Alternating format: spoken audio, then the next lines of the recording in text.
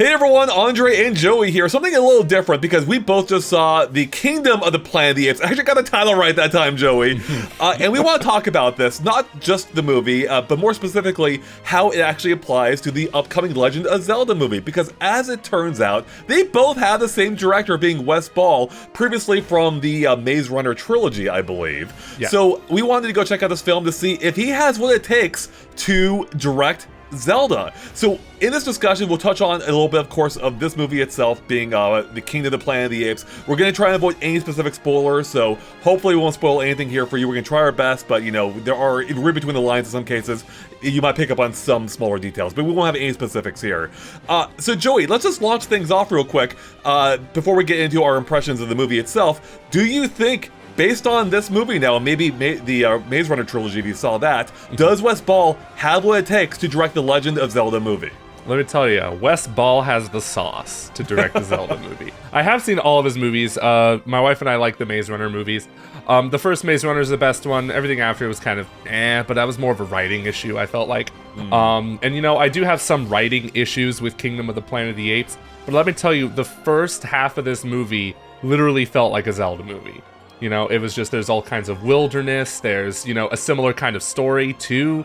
So I really feel like, yeah, like the Zelda movie is in good hands with the director at least. Let's just hope all the other parts come together smoothly as well with that. Yeah, I think I basically agree with that, Joey. I think, you know, I don't know if I'm completely sold. Like, I'm not, you know, convinced the Zelda movie is going to be amazing now or anything, but I will say that this did lessen my fears of the potential wrongdoings of a Zelda movie. And you know, there's so many parts when it goes into making a movie that, you know, even whatever lessons we can take away from this, it could be a whole different ballgame when it comes to Zelda. Whether they're better or for the worse, we have no freaking idea. There's so many people involved and parts of the machine working together. But I will say this movie gave me more confidence now in Zelda. I think, as you mentioned, like, the first half feels very Zelda-like in some respects, even though we are, you know, dealing with apes. For some reason, it actually did feel like, wow, okay, there actually is kind of like a template here you could probably, you know, not reuse, but like draw from for the Zelda movie. And that actually did give me a lot of confidence in it. So before we get into our specific lessons, Joey, of which I have like 8 or 9, you may have a few yourself, of what we think, of what we can take away from this for the Zelda movie, what did you think of this movie overall? What did you think of The Kingdom of the Planet of the Apes as a movie? I thought it was good. I think it had some disadvantages going into it already, because you can't help but compare it to the original Planet of the Apes. I'm going to say the original Planet of the Apes trilogy. This is like a decades-long series, but a lot of people are coming fresh off of the trilogy with Caesar, and that was just one of the best trilogies, like, of all time, right? So already, like, this movie had things going against it. I didn't think the protagonist was very interesting. I thought some of the writing decisions were a bit odd. But other than that, this movie had, like, production value up the wazoo. And that's the fact that it wasn't even, like, a $200 million film. It was $120 million. It's actually the least expensive of the latest Apes movies. And I think that's because they didn't really use any A-list actors, really, that helped. But other than that, the movie just looks good. It has some exciting action. The CGI is just absolutely breathtaking on those apes. It's just, they look like real apes, Andre. Like, it's crazy. I was gonna say, actually, I just rewatched the latter two of the trilogy for the newer trilogy for this films, and it was funny because I was looking at War of the Planet of the Apes or whatever, and I'm like, man, I don't know how CG can get better than this. Like, they already look pretty much perfect, but I didn't realize as I was saying that I was still acknowledging the CG creatures, whereas this one, you actually completely forget about it. Like, the CG stops impressing because you're not even thinking about them as being CG creatures. That's how good it is. Yes, the best CGI is the CGI you don't notice, really, and this movie proves that in spades. It's just so good, and I really hope that for the Zelda movie, at least, they work with the same, like, CGI people, Weta, who also does the Avatar movies, the Lord of the Rings movies. I hope they work with ahead of themselves here, Joey. We're talking about this movie. Yeah, but it's so good. It's really good looking. I don't know if I'd rank it above or any of the original Planet of the Apes. I say original, but, like, you know what I mean, the last trilogy. But it was still really good. I loved the world building that they established, especially within that first hour, tying it back to that original trilogy, talking about Caesar and his message and how some apes are twisting his message, which is totally a real thing, like that religion does. Not to get too into that, but it's very much, I like the themes, how they tied that in. Yeah, I thought it was pretty inspired how, this with this movie being set multiple generations in the future, but how it still calls upon the original trilogy, which even really ties into the ending of War, which they straight up pretty much bring back for the intro of this one, and they did a good job, like, almost deifying Caesar, yeah, which was kind of surprising to me, and I enjoyed all of that. So I will say overall, I like this movie. I would also say it might be the weakest of the four so far. The way I put it, I was talking to a friend last night, the way I would say it is, if you could somehow remove Caesar from War, I would say this is better than that. I had some issues with War as well, but because Caesar is there and he's an amazing character, and this movie unfortunately doesn't have a character on the level of Caesar, which, to be fair, that's hard to compete with. That's why I would put this one at the bottom of the list. But it was an uphill battle. They had basically, this is in effect almost a soft reboot, if you will, even if it does carry on the themes of the previous trilogy. But it's all new characters, all new environments in many cases, if not entirely. And overall, I think it was good, but I do have some issues. A little slow in spots. I had some trouble latching on to some of the characters. Yeah.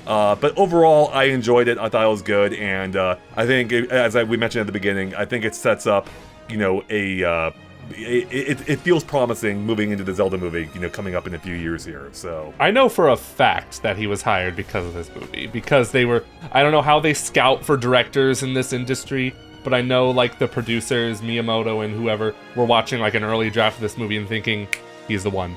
He's the one right here. Yeah, I think so, because let's just go and get into our lessons at this point, or our key takeaways for why we think, whether positive or negative from this movie, for what we think the Zelda movie can use or learn from this one. So I'm going to start off with one of the things I learned here, and it's something you were touching on, is that Wes Ball knows how to film CG. Like that, it's kind of a lesson that you don't really think about too often, but you look at movies that use CG well and those that don't, like, a lot of it comes down to the director's intent. In Marvel movies, in many cases, the teams that end up making the actual, like, CG battles, the director's not involved with those at all, or to a limited degree. Like, in many cases I've read, like, yeah, we shipped off the movie and then the CG department handled everything else. I didn't see it after that point, And here, at least watching it, it seems like Wes Ball was involved in it, like, to the same degree that I imagine James Cameron is, or a similar degree, where he knows how to film it, he knows how to work within, like, smaller budgets, and you have no idea watching the film that it was made with a smaller budget than the previous ones because it looks amazing. And that CG is, and it makes me fully convinced that the CG in the Zelda movie is going to be amazing. So I have no concerns with the look of the Zelda movie at this point, based on this one, which basically, in many respects, is almost a fantasy film, really. Yeah. It really is. It's a medieval kind of fantasy film, and that's what I love, like, that it's just like they're taking this in a different direction, bringing it to, like, a medieval kind of style, because it is called Kingdom of the Planet of the Apes. And so they kind of tie in, like, medieval fantasy, even though there's not, like, any mythical creatures or anything. The apes are just super smart. They're super smart. But also, Wes Ball, I believe he, like, even before he became, like, a big studio director, like, he has a history with, like, working with CGI. I believe he was hired for the Maze Runner because he had a CGI short film, and the studio saw that CGI short film and took a chance on him to make the Maze Runner because it essentially had the same vibe they were going for that movie. So yeah, he's definitely good with CGI, that's for sure. And Maze Runner also was done on a very limited budget by comparison, and from what I've read, I've not seen them, and maybe you can speak to this, they were pretty good looking movies too. Like, he knew how to film and make the most of that budget. And of course, I hope that the Zelda movie gets a decent budget, but that still doesn't mean it'll be like a $200 million picture necessarily. And regardless of what the budget ends up being, I'm convinced Wes Ball will make the most of it. So, moving on to my second takeaway from Kingdom of the Apes, Joey, for the Zelda movie. I believe, based on this, the Zelda movie will be respectful of the source material, of the world, and it's going to feature amazing world building. Like, even if there were some parts of the movie I didn't fully gel with, never for a moment was I not, like, fully enveloped in this universe that they created. Like, there was a scene early on where you see, like, a bird flying over the landscape, and just the way they filmed it and treated it, I'm like, I was instantly in this world. Like, I instantly sold on it. You know what I'm talking about? Yes. Oh my god, that shot sticks out to me. Right? Not even just the shot of it flying overhead, but the shot of it in the tree before it flies overhead. I was sitting here thinking, hey, this is Zelda. This is totally Zelda. This is like the beginning of, like, a Breath of the Wild style movie, and it looks So good. Let's not forget, Link had an eagle companion in Twilight Princess for a little bit. Oh my god, that's right. Or you could swap out that eagle for like the owl from Ocarina of Time. There we go. So perfect. Yeah, no, I'm convinced like they're gonna make the world look amazing.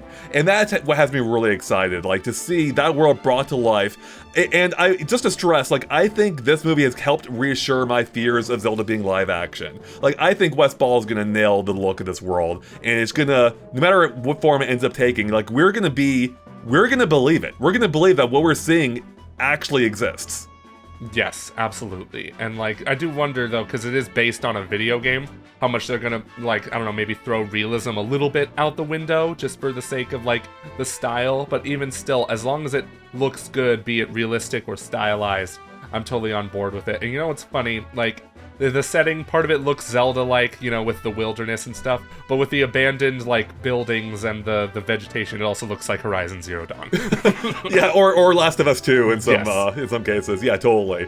Yeah, it's fun. You can see elements, like, of a few almost, like, video game inspirations here. Not that they were directly inspired, but yeah, you can see elements of that already, which is perfect, because Zelda's a video game, so... Yes. Alright, I'm gonna move on to, unless you have more to add, Joey, I'll move on to my third point, which I think, is a testament to the story in this one, is that I think, and I don't mean this as an insult at all, I think that a key takeaway for Zelda is to keep the story simple. I don't think they need to overly complicate it. This story overall isn't, not that it's not, I don't want to say it's like idiotically simple, it's just that they didn't overly complicate it. That's more my point. And I think that's something that Zelda could easily fall into, and that's what I want them to avoid. Don't make it a super complicated thing. Keep it simple. You can still have depth and, you know, themes and all that, but I think just keep the core message, like the core through line, like as simple as you can. Don't overcomplicate it. Yeah, the thing about Kingdom and the Planet of the Apes was that it was basically the hero's journey, which if you viewers don't know what that is, it's basically most stories. Like the hero begins, he's in his own little land, his village, like everything's been normal for him up until one turning point in the story where his or her world gets shifted upside down, and then it goes on a quest and then fights the bad guy and stuff. Real quick, sorry. I have like a massive video coming up about the Mario movie that like talks forever about the hero's journey. Is it gonna come out, Andre? That's the question. I hope it does! Sorry, continue though, yes. Okay, yeah, I mean, I was pretty much done with it. The hero's journey, and I think that's how a lot of Zelda games are too, in their stories as well. So I feel like this kind of story works very well for Zelda, and yeah, it doesn't need to be overcomplicated. You don't have to like try to appeal to the Zelda lore heads for this. Like, you just gotta keep it simple. Maybe throw some lore in there. There is a character in this movie, the orangutan, who he gives a lot of exposition about Caesar and who he was. So yeah, maybe I could see, I totally thought that character would be like totally a sage in Zelda, or some wise old man who tells him like the Triforce was this thing and that thing, and yeah. Right, no, that's a good point, actually. I mean, it's funny, I can almost see, like, multiple characters in this film, like, being Zelda characters, even just the way they're kind of presented. Maybe it's a fact that, you know, a lot of them are effectively silent characters, you know, which feels very Zelda-like. But yeah, as you were saying, like, Hero's Journey is, like, perfect for Zelda. I'd be surprised if they don't do something to that extent, whether it's an origin story or not. And it makes me wonder though, like, how they would go about that, because like, I don't want to get into the details too much, but there's like a big, what's the word for it? Instigating incident? That's not the word. Yeah, like a big turning point, I would say. Yeah, like, exactly, that starts the whole journey. I wonder what that could be for Zelda. Like, in the games, it's often like, the princess getting kidnapped or something, but I feel like that's so overplayed. They could still do it maybe, but I feel like you need almost, I don't know, I feel like you need something a little bit more than that, you know? Yeah, like in Twilight Princess's village gets attacked, and Wind Waker, his sister, gets kidnapped. A turning point like that is going to happen in the movie. Like, should Link have someone die? Should someone related to Link die? Yes, like 100%. Link's uncle, kill him off again. You know? Do it. Yeah, let's do it. Kill Link's grandmother from Wind Waker. She's already close to dead. No, let's just finish do her it. off. My goodness. All right. I'm going to move on. Actually, this is all kind of related, Joey. Okay. I'm going to move into my, I think, fourth point at this point. I'm already losing count. I never learned how to count, actually. Fun story. And this is actually a soft complaint I have with this one. I need Zelda to have a good intro. The one here is pretty slow going, and I'm gonna be honest, it took me a little while to get into the story of it all. I thought they kind of like really lingered longer than they needed to the first 20, maybe 30 minutes, and it wasn't really until until like our protagonist sets out on the journey that I really started getting more invested into the world. And that's what I want Zelda to avoid, which could be tricky if it's an origin story. And I hope that they find some way of having some kind of like, either action sequence or some kind of drama-filled sequence early on that keeps me like glued to the screen. Like I want to be thrown into this world and just like immediately fully like immersed in the action of what's happening. And that's why if they don't go the origin story route, I think they could then do something like Indiana Jones, where like Link's in a temple doing something for some reason, right? And we catch up on what he's doing, but if they do go the full origin story route, that could make it a little slower of an intro. And that's why I'm afraid that they're gonna fall into, is I don't want to be sitting there for 20 minutes bored out of my mind. It's interesting. I actually really liked the intro because like it kind of reminded me of Dawn of the Planet of the Apes intro, the second of that trilogy, because we see like it's been a while since we've been in this world, and we see how apes have like evolved, how their society has evolved, and that's kind of what happened here in Kingdom. Is like now it's been 300 years, and how has this world changed? And it was fascinating to see how they communicate with each other. Like, yeah, they talk better now, but they also like still do sign language because like that's what they've been doing for centuries. And just seeing how like how the village works, all that good stuff. I thought it was a pretty good intro. Like I understand your complaints about it being too slow, and for that I think it's tough to like have a really good intro, because if you go too quick, you lose some character development. You lose some getting to know these characters, but if you go too slow, you run into the whole like, when is it finally going to pick up? So it's really tough to balance that out. Yeah, I think my main issue is less the time and more that it didn't sell me on who these characters were. Like that didn't start happening until we actually started going on the journey. That's why I felt like it was kind of spinning its wheels a little bit, in that it was like trying to tell me things about characters I didn't really care about at this point. And it wasn't until later that I started getting invested into it, I was able to better appreciate, everything. So that's why I hope Zelda finds like a good balance there in like making it engaging, while, without skimping on the world building and everything, which is gonna be an essential part of the Zelda movie. Yeah, big time. All right, point number 5, Joey. I don't want the Zelda movie to stay in one location for too long, because there's something that happens here. And I don't want to get too into it, and the movie's fine even with it, but it did kind of slow it down a bit, and I'm like, I don't want that to happen to Zelda. And I want to specify, that might have been the best choice for this movie. I don't know whether it is or not. I just don't want that to happen in Zelda. I don't want them to be stuck in one location for like half the movie, Oh, seriously, big time. Like, I felt like when it got to that location, which you see in the trailer, it's the beach. They're in that section for a long time. And it kind of did drag the pacing down for me a bit, because I loved the jungles, the forests. Right. I loved that setting. But then we're in this section for like, I don't know, a good 45 minutes, maybe an hour. And it really brought, I wouldn't say it brought the whole movie down, because there was still like some good story elements in there. But it was just immediately less fascinating to me. And I really do hope, like you said, the Zelda movie learns from this and is like, okay, we need to be a little diverse. I'm not saying we have to explore every single Hyrule region yet, because you gotta think the Zelda movie is going to be the beginning of a series or something. But at least, I don't know, shake things up here and there. Right. Could you imagine if there's like just a worldwide trading quest where they literally go to every region to get the item Link needs? Amazing. But yeah, I don't really have much more to add that. I just want, like, yeah, just keep the pace, on the brisker side of things, and don't linger in one space for too long. I think, it's fine if you end up there for the climax, of course, or something, but really it is just about pacing everything correctly. And kind of related, Joey, I'm gonna move on to, I think, what's my 6th point now, my 6th takeaway, is I think, so it's funny, because in the main character here, Noah, I believe, right? Yes. I almost saw, like, a lot of Link in him. Like, he's a little bit quieter, a little bit more reserved, kind of has a bit of a stoic feel to him in general. Yes. Maybe not fully, but to some degree. And, it's fine. I liked him. I didn't love him.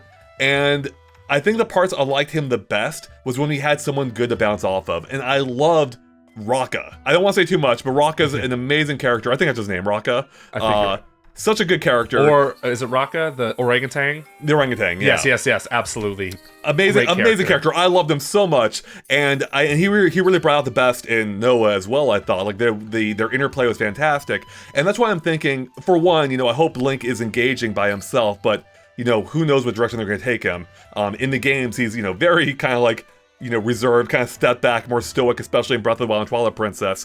And whether they go, regardless of how hard into that angle they go, I think giving him someone to bounce off is essential, like some kind of partner character, or whether it's someone accompanying him, or the owl or a fairy or whatever it is, he needs someone to talk to, someone to bounce off of, someone for him to engage with. And I think that's going to be essential to drawing out the parts of Link that actually could be interesting.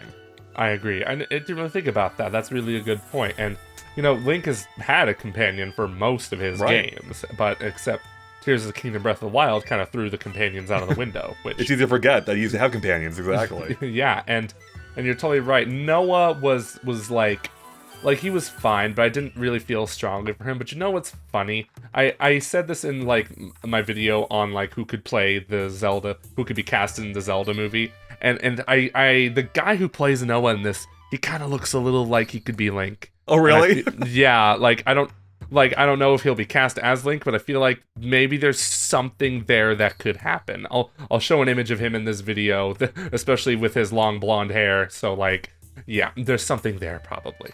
All right, well, hey, that'd be interesting, wouldn't it? So, yeah, the casting's gonna be nuts for it, and any announcement they make is gonna be scrutinized to high heaven. Yeah, exactly. So we'll see. But that'd be an interesting choice, and based on this, I could see it working. So, but yeah, I think having some kind of sidekick, or not like in the Disney comic sense necessarily, but someone to bounce off of will be important. Not necessarily for the entire duration, but for a good chunk of it. So for sure. All right, moving on to point 7, I believe. I don't want the villain. This actually, I could be off base here, Joey, I'll fully admit, and it kind of goes against a lot of the Zelda series. But I don't know if I don't want the villain to be too on the nose. I'd like the villain here, but they almost it felt like he was almost a little two-dimensional. Like, it felt like they tried to avoid that, but they kind of didn't.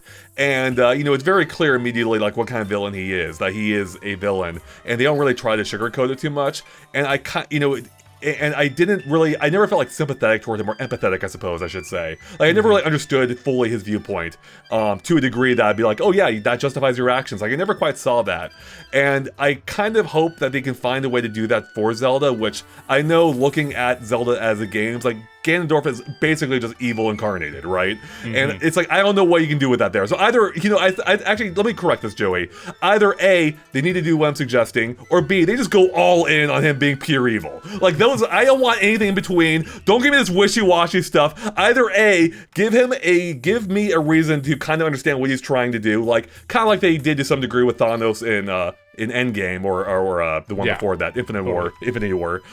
Or B, just make him pure evil, like kind of like Bowser in the Mario movie. Like, they didn't really try to make him too empathetic, and I kind of like that. He was like scary just because he's an evil guy. Yeah, the villain in this movie, Proximus Caesar, he had an interesting setup, I guess. Like, he's calling himself Proximus Caesar. Right, I actually like that idea, yeah. Yeah, it's so cool, but overall, he was just a boring villain. He just didn't do much. He just had, we need to do the thing, because apes gotta rule all, let's do the thing.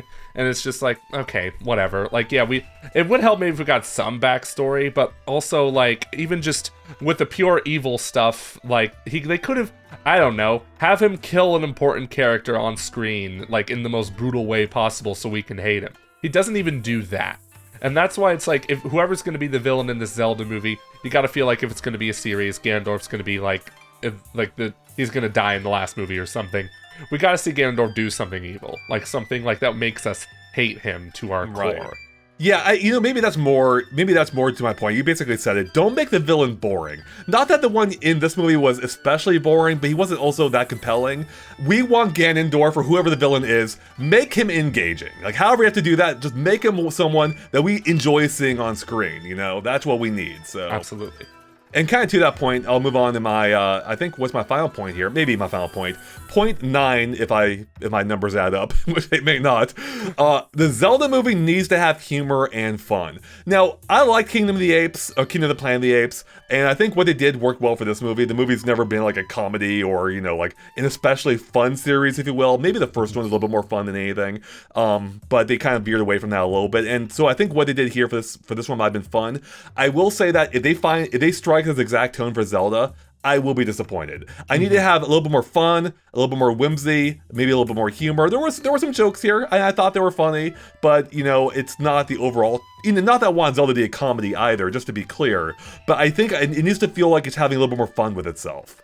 Yeah, Zelda's all whimsical. It's always been whimsical. Even the darker entries have a sense of humor to them. Like Majora's Mask, dark as it is, there's still inherently silly moments in there. And that's something they do have to nail for the movie, which is immediately made tougher when you make it live action, which I understand, like the sentiments, like why couldn't this be animated? But it is what it is. It's going to be live action. So, yeah, there was... who was the character again? Raka? I forgot. Raka, I believe. Raka. He was like the funniest character in the movie. He's so good. I want a movie by him. I want a Raka movie. Yeah, seriously. Like, he doesn't even have that many funny moments, but when they are funny, like, my theater was dying at like some of the faces he would make responding to certain moments. And yes, a character like him in the Zelda movie would be great. Maybe even a few characters like him. Of course, like, it's still a balance. You can't be too funny with the Zelda movie, but you also can't be a dead fish in that movie too. Totally agreed. For whatever reason, when I think of like a Rocket equivalent in Zelda, my mind immediately goes to a Goron. Like, what if Link had like a Goron partner? He speaks, he's kind of like Rocket-like. I'm there for it. So, and yeah, like Rocket, like he had some funny lines, but he's not like an especially comedic character. But the way he delivered them, the way like he just kind of brought life to the screen, that's what I want from a Zelda movie. And that's why I'm also excited, with the level of CG on display here, which I hope that they match in Zelda, and I'm sure that they will. Like, we're going to believe these characters exist. That's what's really exciting, I think, Absolutely. And yeah, I don't have any other points to add. I feel like you've already nailed the points I had. It seems like we feel like very similar about this movie. Like, it was good, could have been better, but even still, the directing was not the bad part of it. I felt like the writing just had some weak spots, but yeah, Wes Ball nailed it with what he got. Yeah, I think as a director, or looking at it from a directing perspective, I think it was pretty much perfect. Which is great. That's high praise. That's what we want for Zelda. We want someone who knows what they're doing, and Wes Ball has proven he does. The bigger concerns now, as you said, come from the writing, which Wes Ball isn't going to have, may not have much influence over. And we know that the writer was previously involved with movies like Jurassic World, Detective Pikachu, and apparently an upcoming Pixar film. So, his resume is kind of all over the place, and to be fully fair, it is difficult to like fully judge a writer given how Hollywood works, where screenplays are worked on multiple writers. Sometimes there's ghostwriting that happens afterward. It's difficult to tell like how much influence any particular person had. So but I do think working on Detective Pikachu does give him an interesting entry into this, being another live action adaptation of a video game. But I do hope in this case that they keep it a little more. Well, I mean, with it being more, obviously just being more based on the games and a spin-off, so I hope it's more faithful to that in that sense than Detective Pikachu was. But yeah, everyone's nervous about the producer, Avi Arad, and I get it. The man's got, he can get when he gets his grubby hands on a movie, he kind of ruins it, like Spider-Man 3, which I know people love Spider-Man 3 now, but my goodness, back then it was not well received. But yeah, but it's more comforting knowing Nintendo's involved with it too. They have a majority stake in the movie, so everything's gonna go towards every final decision's gonna go through them, and we know that's what happened with the Mario movie. And for the most part, the Mario movie turned out very well. I don't know one single person that doesn't like the Mario movie. I know critically it was like mixed, but like it was a movie for the fans. So yeah. Yeah, exactly. Regardless of the critical reaction, I don't think many people would disagree with the fact that it was respectful of the source material. They did a great job adapting that to the screen, even if that doesn't quite gel with what critics expect. Whereas Zelda, though, I think, with it being live action, with it being fantasy-based, it's inherently going to be crossing over with a larger sector of the critical, audience. So we'll see how that goes. Could work to his benefit, could work against it. So it's going to be interesting. Joey, I want to end on one final point here. Yes. Point number 10, I believe, and that is, like this movie, no spoilers, I want it to end with a mystery or a tease of something greater. And I think it will. I fully expect it will. Like, I want, actually, let me further clarify. I want it to be a self-contained story, but hint at something bigger, right? I want there to be more. I expect Nintendo and Sony are hoping this will be a series, and I hope it is. And I think that is going to be a fun, essential component, is like kind of like teasing something grander than what we've seen in this one movie. Absolutely. Yeah, and it's been said before this movie even came out that they're planning to make a new Apes franchise with this, set in this hundreds of years in the future type deal. So, and the way they ended it in this was good. It made me think, like, okay, there's more to this story. It's not going to end here, because, like you said, the story is largely self-contained. And so you gotta think Ganondorf's not going to be the villain in the first Zelda movie. That's kind of what I'm thinking. I was actually discussing this with a friend last night. Like, you can't just kill him off. I mean, you can. It happens every game. To kill him off, he comes back. But that would be so lame in the movie series. Like, oh, he's dead. Oh, he's back in the next one. But I do think they need to allude to him at the least, right? Like, maybe have him, like, maybe he could be in his evil gas cloud form from Breath of the Wild. Not that we necessarily need to see it that way, but like, have him in some kind of existence where he can maybe whisper to the first movie's villain or something, or maybe there's flashbacks. I don't know. I think it needs to be there on some level, but I also kind of agree. I don't think he needs to be the main villain this time, and I actually think there's a good chance he won't be, for the first one at least. I will be worried if we find out that he is, in that sense. I'm just like, oh, okay, are you just gonna throw everything at the dartboard here for the Zelda movie? No, we need time. Yeah. I mean, to be fully fair, there are ways they could pull it off. I mean, look at Avatar, I mean, not everyone's a huge fan. They literally brought back the same villain for the first one, but they did it in a slightly different way with a twist, and he's still apparently going to be the main villain throughout. And so far, we're only 2 movies into what's a 5-movie series, but so far they're pulling it off pretty well. So if Zelda can find some way to do something similar with Ganon, hey, great. I don't know what that angle exactly is, and I do think it may be more interesting if maybe Ganon or Ganondorf is kind of like more behind the scenes early on, before becoming more of a prominent figure. Almost a little bit like, maybe not the best example, I'm almost reminded of Harry Potter, how in the first few installments it felt like, what was his name? Voldemort, he who must not be named. Exactly. Ironic that I'd forget that. That he was kind of more behind the scenes, wasn't he? To some degree. Straight up. He was literally behind a turban in the first book That's movie. right, exactly. So yeah, his presence was just, it was felt, but he wasn't like in your face, if that makes sense. Right. I will say, this isn't a takeaway from the Apes movie. Maybe it is to some degree. I do hope, though, Joey, that if they do intend on this being on a series, as I mentioned, I will hope this one, I really hope one, at the least, rather, if they plan on being a series, I hope they have it kind of planned out to some degree, but even if they don't, that's why I want this first movie to be largely self-contained. Because that's a problem that the Star Wars sequels ran into, is that there was no planning at all, and that kind of showed with the back and forth tension between directors, and I hope that this doesn't fall into that problem, either in the sense that the sequels end up looking that way, or in the sense that the first movie feels like an incomplete journey, I want it to feel like it doesn't need to fully finish a story, but I need a story to be completed there, if that makes sense. Yes, and I think that's the best way they have to go about it, especially if they don't know, like, where this series is gonna go from here. But you gotta think they know. I think regardless of the quality of Zelda, unless it's like absolutely terrible, which I don't think is going to happen with Nintendo producing this movie, I think they'll expect this movie to still make a lot of money. Like, there's clearly a lot of... It's gonna be big. Yeah, Zelda blew up with the Switch. Like, seriously. People will be curious to see what this movie is going to be like. Yeah, I mean, Zelda outsold the main 3D Mario, so Zelda's huge now. This is going to be big, there are rumors of it having a theme park presence in the near future, so yeah, it seems like Nintendo's always been all in the Zelda train, but even more so now, and the Spirit Train, if you will. And I can't wait. Joey, I'm going to be honest, I'm more excited than ever now for the Zelda movie. Like, I've gone back and forth on my thoughts on live action. I'm like, yes, I want to be live action. I'm like, oh, maybe not. Especially after the Mario movie, I'm like, well, animation can work for Nintendo properties. But, after seeing Kingdom of the Planet of the Apes and seeing Wes Ball's, like, authority over just everything involved with it, I'm excited. I can't wait to see this fully realized on screen. And even if it doesn't deliver in every aspect, the aspects it will deliver on, I'm so excited for. Absolutely. I've been excited for this movie day one because I've been a sick freak who's always wanted to see a live action Zelda movie, even when everyone was saying it needs to be animated and stuff like this. But I'm just like, my first real Zelda game was Twilight Princess, so I'm already got that in my head. Most live action looking one, basically, yes, right? Exactly. Yeah. So I'm just like, let's go. Let's see what this looks like. And if this movie makes a lot of money, which it probably will, like, maybe pray for an animated Zelda series. And I feel like a 2D animated Zelda series makes more sense than a 3D animated movie in that regard.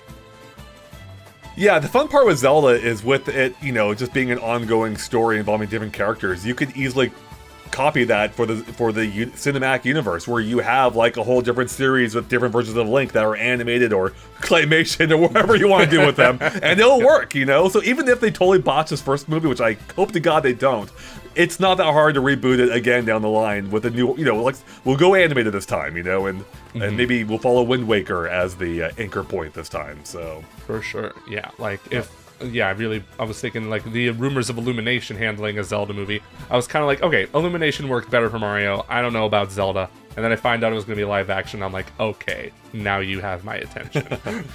So Joey, would you recommend people go see Kingdom of the Planet of the Apes if they're looking forward to the Zelda movie? Absolutely. I really feel like you should. It's interesting, right? Because when this movie was announced, before the Zelda movie was announced, I was kind of like, oh, okay, it looks fine. I don't really care. I didn't even watch the trailer when it came out. But when I heard he was directing the Zelda movie, I was like, okay, now I gotta see this. And it's interesting going into this movie.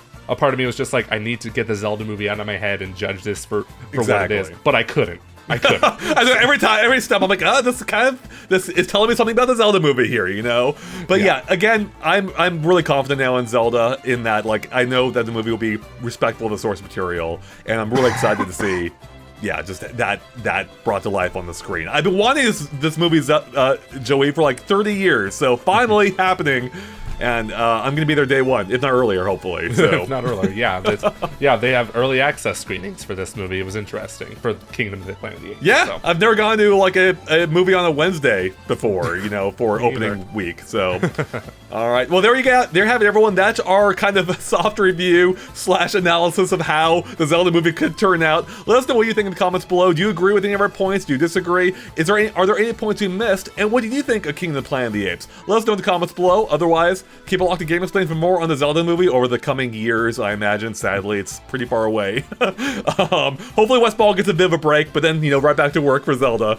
And I can't wait to see, that when it comes out. So, all right, everyone, thanks for watching. Bye.